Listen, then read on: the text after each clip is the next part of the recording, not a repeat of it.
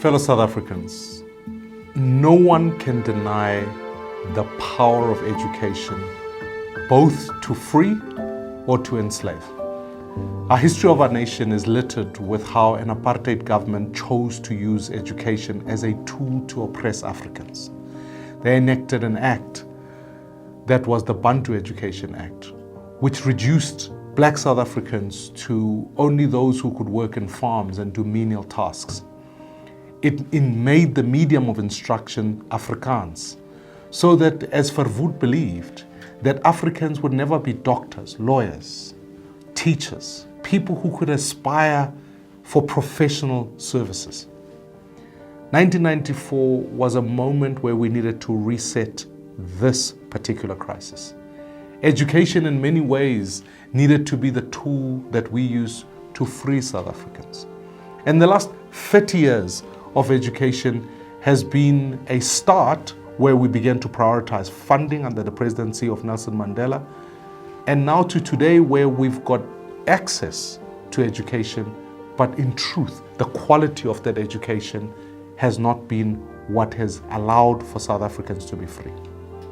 Now, I think it's important to understand that me, as Mmusi Maimane, I care about education, not only because I'm a father of children who have to get through this education system, but because I truly believe in the young people of our country. Our kids are great. Our young people have got unbelievable potential. And if we use education as a tool to free them, we can ensure that we build a nation that truly prospers. It cannot be today, in 2024, that actually the educational outcomes of poor children are that vastly different to those of rich children. Our education system is still divided on the basis of wealth. If you've got money, you can go to what is quintile 5 schools, private schools, IEB education, and you'll get a quality education. But if you don't, and you end up in quintile 1, 2, and 3, or no fee paying schools, you end up in a space where your education is poor. And these are the clear indicators.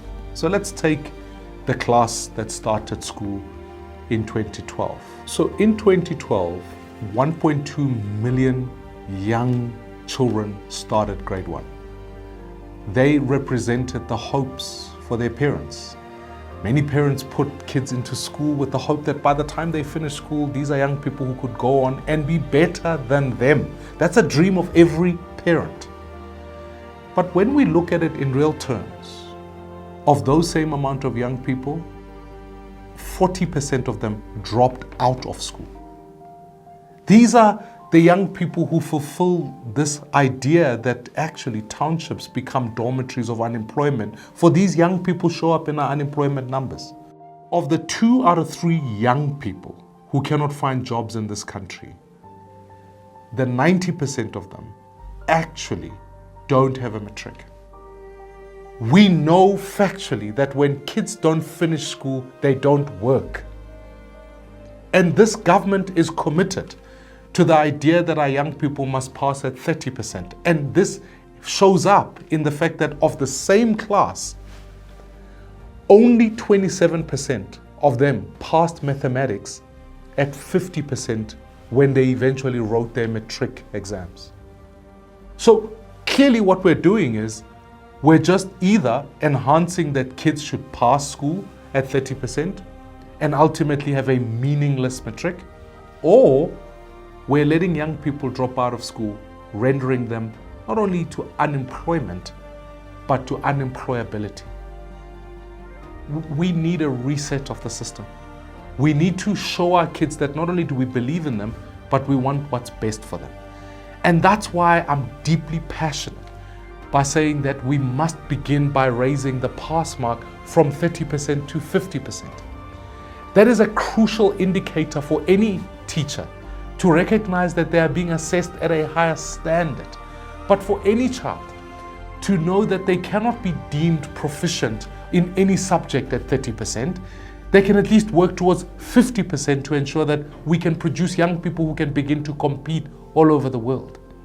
We have to rethink about how we prioritize our STEM subjects so that young people who are going into an economy that will require them to be digitally savvy, to know the Internet of Things, can compete with anyone in the world. I want to be clear in this one. I myself am deeply passionate about artisans. I'm deeply passionate about mechanics, plumbers, skills. Young people need to be able to aspire to do these jobs because these are skilled jobs that can feed into our economy. However our economy transitions, you will still need these skills and they will continue to be required for decades to come. But they cannot be seen as pathways for dropouts. They cannot be seen as a way for young people to say, well, I couldn't crack it in school, therefore this is what I'm going to do. And sometimes the notion of TVET colleges is put forward as this idea that young people who drop out of school must end up at TVET colleges. And worse than that, the government is now wanting to introduce a grade 9 exit certificate, which is just a mere confirmation of the fact that you failed our young people from grade 1 to grade 9. Now what you're saying to them is that here's a certificate, and they posit it as suggesting that you can go to a TVET college. But whilst we all know that the throughput rate at TVET colleges is only 10%. So we have to, if we're going to create more artisans, if we're going to create more electricians, plumbers, we have to ensure that these are electricians, plumbers that can do mathematics, that can do core subjects, get a better understanding of those subjects, passing them at 50%, so that we up the quality of the skills base in our country. No economy can work without the skills. When you look at economies that have thrived in the last decade, whether you look at the Asian tigers, you look at the various countries all over the world that have produced GDP growth, many of them rely on an education system that empowers their young people, and their youth are highly skilled. So we have to, when we go post these elections, think hard about how we reset our education system in this country. And to that effect, let's map out a pathway for any child born in this country.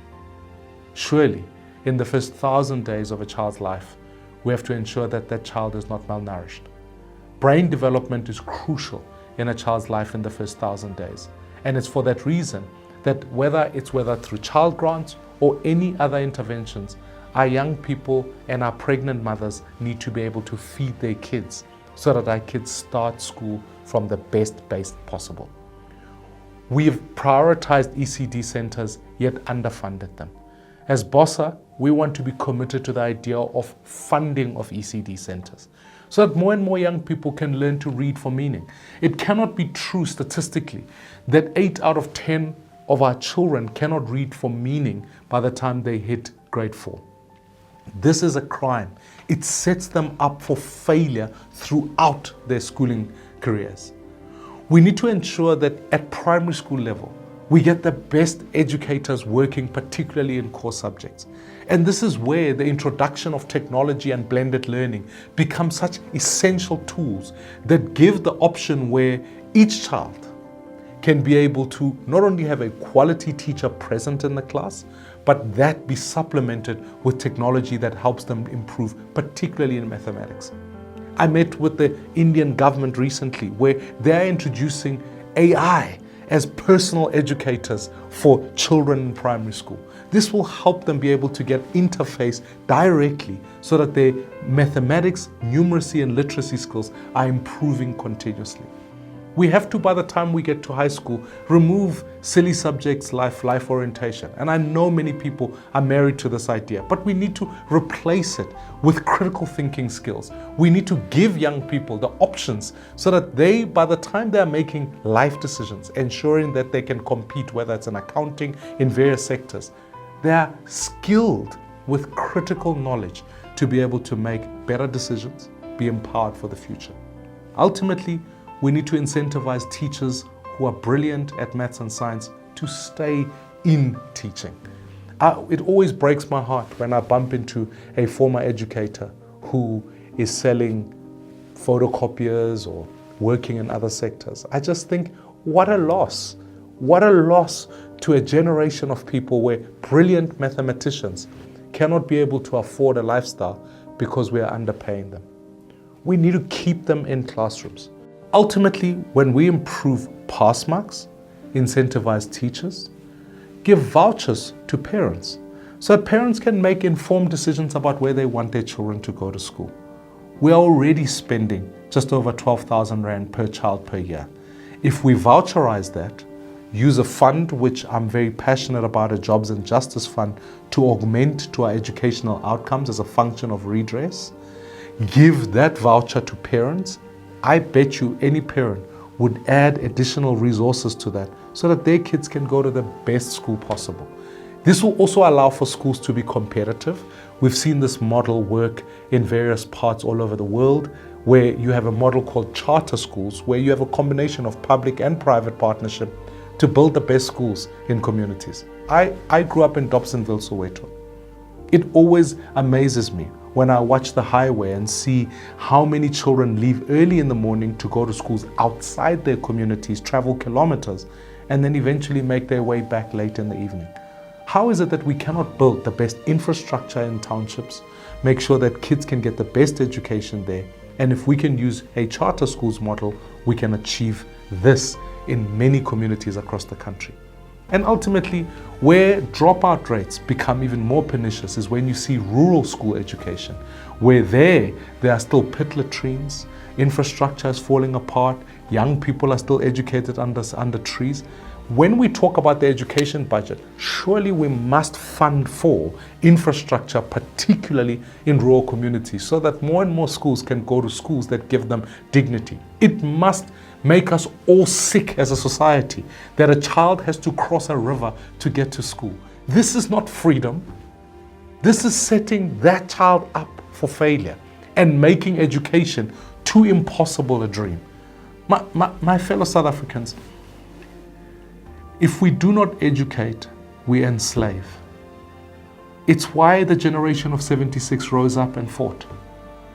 It's why our generation must stand up and fight for a pathway through education that liberates. Because the true measure of freedom won't just be whether our constitutional rights are protected and whether we can walk and have the Bill of Rights, but it will be when we produce young people who are economic participants, not only as artisans, but as professionals and doctors and lawyers. And then when we achieve that, we can demonstrate a South Africa upon which all citizens can prosper together. This, my friends, is the only way we build one South Africa.